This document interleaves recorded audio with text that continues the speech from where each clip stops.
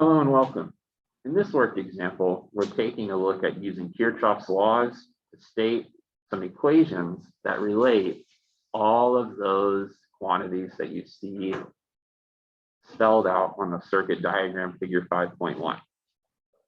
Let's go ahead and remind ourselves of Kirchhoff's laws.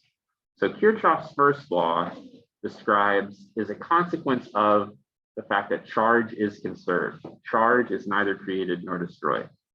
And so we can write that as the sum of the currents, which is the rate of flow of charge, the sum of the currents into a point or into a node or into a junction, which is like Y and W on this diagram. This is a point where there's a node where we're connecting sort of multiple parts of the circuit.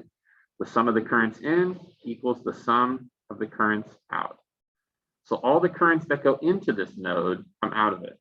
All the currents that go into this node come out of it. And likewise, all the currents that go into this resistor come out.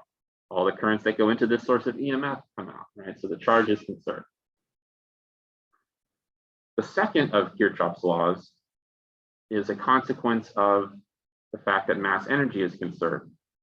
And it talks about the different types of voltage that we study in this course. The sum of the EMFs, and we'll use capital E for EMF, is equal to the sum of the potential differences, and we'll use capital V for like, it's a voltage, right? They're both voltages, but this is where we're converting the electrical energy into other forms at the resistors. Note that we want to express everything in terms of these variables. And so there's going to be no capital V in our equations. We need to keep in mind Ohm's law, which one way to write it is like this, V equals IR. So as the charge, like let's use this part of it just as a quick example. As the charge I1 goes through the resistor, there's a voltage drop across this resistor that's equal to I1 R1, right? And so the sum of the EMFs, the energy that we're putting into our circuit, right, converting other forms of energy into electrical energy, like this could be a battery, this could be a solar panel, it could be a generator. We're converting some other form of energy into electrical energy at the EMF. That's equal to the energy per charge, right? The conserved charges get energized in the EMF source. As they go through the resistor, that energy per charge is converted from electrical energy into some other form. Like this resistor might be a toaster oven. This one might be a speaker. This one might be a light bulb, whatever it may be. Or we're converting that electrical energy into other forms. And so these are kind of the laws that we need here to state some equations which relate these things. We'll start with Kirchhoff's first law. If you go to any junction like Y or W, and you just focus on the direction of the currents, you should be able to kind of come up with an equation pretty easily. If I3 is going through R4, then it enters Y here, right? So the current I3, we could sort of draw it here to make it a bit more clear. Then what comes out? I1 and I2, right? I2 is going this way, I1 is going that way. So the currents in would be like I3, and the currents out are I1 plus I2. And there's a nice equation relating the currents in the circuit. So part A done. Kirchhoff's first law. Note how also at W, you can see that I1 enters right here, I2 enters right here. So I1 plus I2 equals I3 comes out, right? So you can think about it that way too, as the sum of the currents in, I1 plus I2 equal the sum of the currents out. Well, the only current coming out is I3, right? So this is the same equation as that. So like either side of the equal sign, you could write it. So one or the other of those, they're both the same equation. Now we use Kirchhoff's second law to relate the sum of the EMFs to the sum of the potential differences.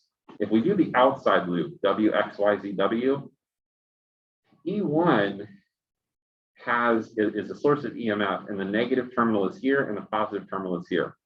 This circuit is using conventional current, right, which flows from positive to negative.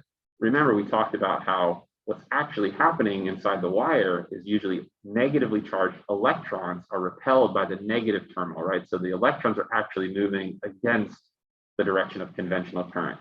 But as long as it's a circle, it doesn't really matter which way you kind of follow it around. So let's sum the EMFs. The rule is that when positive runs into negative, so as you follow this circuit around this way, this positive terminal is running into a negative terminal here. The rule is then we add the EMF sources when positive runs into negative, or when negative runs into positive. We follow the circuit sort of that way. Again, doesn't matter which way you go, you would say, okay, I have to add these two EMF sources. So using Kirchhoff's second law now, which remember in general is the sum of the EMFs equal to sum of the potential differences, the EMFs for the outside loop would be E1 plus E3. That's the sum of the EMFs, we add them. If this is a 12-volt battery and this is a 3-volt battery, then we're getting 15 volts. We're adding them, okay? The potential differences, again, we're going to express in terms of the product of current and resistance. And so following it sort of around from E1, we could see that there is the current right here is I3. So I3 times R3 would be the voltage drop across this one. And in fact, if we were to put a voltmeter across the leads of this resistor, we would measure a voltage here equal to I3 times R3, right? So the voltage drop there is I3 R3. That's one of the voltage drops. If we continue following it around, we can see the same current I3 goes through resistor R4, and so there'd be a voltage drop across this resistor, I3 R4. And so we sum all of the voltage drops, I3 R4. Continuing to go around, remember we get to junction Y, where the current I3 splits off into I2 and I1. We're only considering the outside loop with this equation. And so we've got the current I1 going through resistor R1, and so the voltage drop across this. And again, if I were to wire this up like a voltmeter in parallel, where I want to measure the potential difference, I'd find that the voltage across this would be what? I1 R1. And so that's the last voltage drop. So the sum of the EMFs equal the sum of the potential differences, and the potential differences expressed in terms of I and R. Now we're going to get our last equation, which is going to relate the sum of the EMFs to the sum of the PDs for this triangular sort of part of the circuit. And so the rule here is that when positive runs into positive or negative runs into negative, we subtract the EMFs.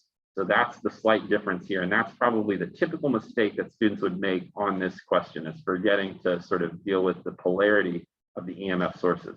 And so to correctly sum the EMFs using Kirchhoff's second law for this YZWY circuit, we would say the sum of the EMFs is E1 minus E2. And the potential difference is we still have this voltage drop, I1 R1, but as we follow the circuit around here, because this current is opposing, right, it's going against sort of the way we're following the circuit around, we have to subtract, just like we did here, the voltage drop here, I2 R2.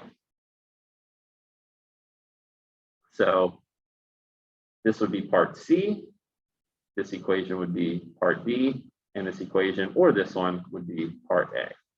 Each one of these worth a mark. A good review of Kirchhoff's first and second law, and also a good reminder of law there too. This has been another working with Dr. Schleich. We'll see you next time.